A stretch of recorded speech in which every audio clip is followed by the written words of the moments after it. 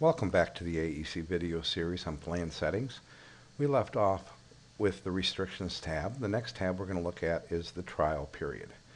Now please note that all processors, and I mean all, that are one-time payments, trial periods cannot be used. The minute you add a trial period to a plan, it automatically becomes a subscription because there is more than one plan period. So you can't use trial periods with any one-time payment processors.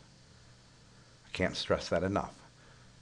Now, also other processors, for example, Authorize.net.ARB, automated recurring billing, requires that the trial period and the main billing period be exactly the same. So if you set that up for 1 month, in the regular billing period, the trial period must also be 1 month in order for it to work properly. But with like PayPal subscriptions, you're pretty well unlimited on what you can do here.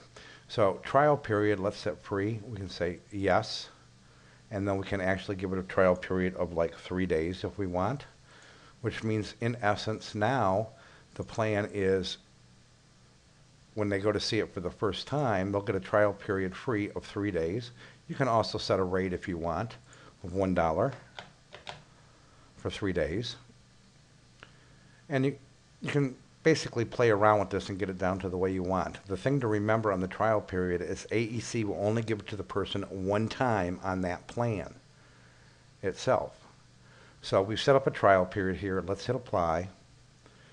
And we're also going to take a look at the relations tab in this video also because it's related to the trial period. Similar plans. This means if I have a trial period built into the monthly access or the yearly, and I do not want people to be able to get the free trial period for these plans also, if they use the trial period in this plan, I would highlight those. Equal plans means AEC, what it'll do is instead of resetting the expiration date on a plan, let's say they have the monthly access plan, and this is a one-time plan, non-recurring. I can set the equal plan here so that instead of resetting the expiration date